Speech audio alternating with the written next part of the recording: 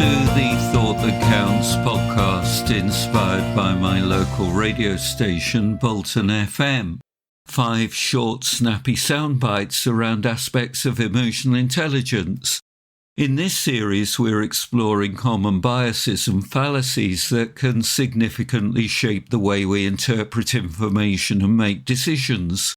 In this episode, we explore subjective validation, cult indoctrination, groupthink, the affective heuristic, Dunbar's number.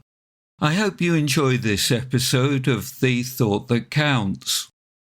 The Thought That Counts. We believe vague positive statements, even when we shouldn't. Have you ever felt a horoscope or personality test just got you perfectly? It's not magic. It's a cognitive bias called subjective validation. We have a deep-seated need to feel unique and understood. When we encounter a vague positive statement, like, "You are a caring person who sometimes struggles with self-doubt," our brains latch onto the parts that resonate and discard the rest. The more positive and personal the statement feels, the more we're inclined to believe it, even if it's broad enough to apply to almost everyone. This phenomenon, also known as the Barnum effect, shows that people will accept generalized descriptions as accurate and specific to them. A classic psychology experiment by Bertram Forer demonstrated this by giving students a fake personality analysis compiled from horoscopes, and nearly all of them felt it was remarkably accurate.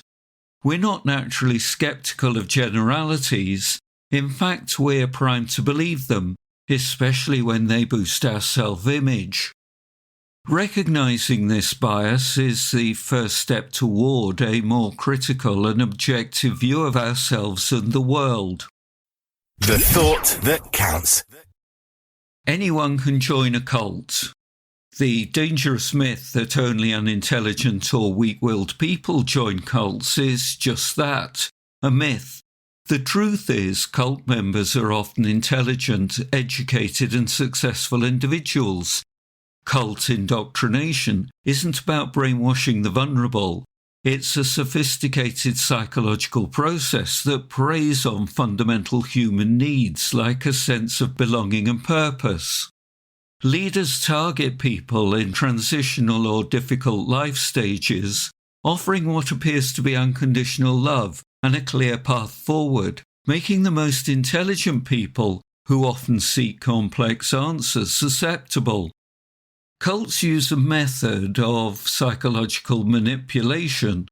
It begins with newcomers being showered with attention. This is followed by a gradual isolation from their old life, making the group their only source of validation. A new, unquestionable reality is established through thought reform, where dissenting opinions are suppressed. By the time a person recognizes the manipulation, they're often so deeply entrenched that leaving feels impossible. It's not a matter of a person's intelligence, it's a matter of a highly effective and gradual indoctrination process. The Thought That Counts. The common belief that a group of people will solve a problem better than an individual isn't always true. Often the desire to reach a quick consensus and avoid conflict can hinder progress and lead to poor decisions. This phenomenon is known as groupthink, and it's why even a team of smart, capable individuals can make a terrible choice. It occurs when the need for harmony outweighs the group's ability to realistically evaluate alternatives. Members suppress their doubts and disagreements to maintain group unity, creating a false sense of invulnerability and unity. To avoid groupthink, it's crucial to actively encourage dissent and critical evaluation. Leaders should assign a person who takes an opposing viewpoint, often for the sake of challenging the majority opinion or bringing in outside experts for an unbiased view. Creating an environment of psychological safety where members feel safe to voice concerns without fear of retribution is key. By welcoming diverse viewpoints and embracing constructive conflict, a group can move beyond a superficial consensus and find a genuinely well-thought-out solution. The thought that counts. We don't always act rationally. We often like to think of ourselves as rational decision-makers, calmly calculating risks and rewards to maximize our gains. However, this is a widespread misconception. The truth is our choices are heavily influenced by our emotions, a cognitive shortcut known as the affective heuristic. This is where we use feelings of good or bad to quickly judge something. Instead of calculating risk and reward, we rely on a feeling which often leads us to overestimate rewards and underestimate risks when something feels positive. This reliance on emotion makes us stubbornly stick to our first impressions. Our initial emotional reaction to a product, idea, or person creates a powerful and lasting anchor. Once we've decided something is good based on this feeling, we're likely to seek out information that confirms our initial positive impression, a form of confirmation bias. This makes it incredibly difficult to change our minds, even when presented with new contradictory evidence. We often reaffirm our choices because the initial emotional feeling is so intense and strong, a process that can override a more logical analysis. The affective heuristic is a powerful mental tool that enables us to make quick decisions, but it can also lead us astray. By recognizing that our feelings often influence our perception of risk and reward, we can become more aware of our biases and make more deliberate and hopefully better choices. The thought that counts.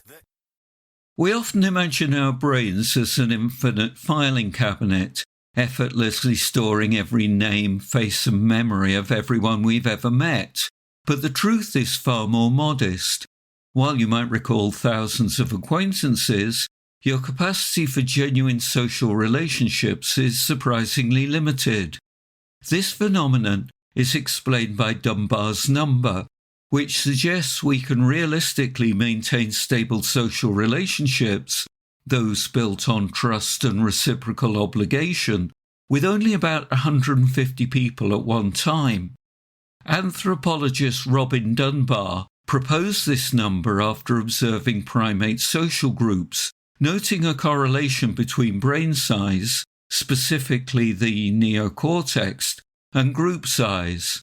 He extrapolated this to humans, suggesting that our cognitive architecture restricts the number of individuals with whom we can have a truly meaningful relationship. These aren't just people whose faces you recognize, they're individuals you know well enough to understand their relationship with others, to trust, and to feel a reciprocal connection with. Beyond this 150 mark, relationships tend to become more superficial, requiring less frequent interaction and emotional investment. In an age of endless social media connections, it's easy to feel like we should be able to keep up with hundreds or even thousands of friends. While you may have thousands of online followers, the truly intimate and trusting relationships that enrich our lives will always be a select few.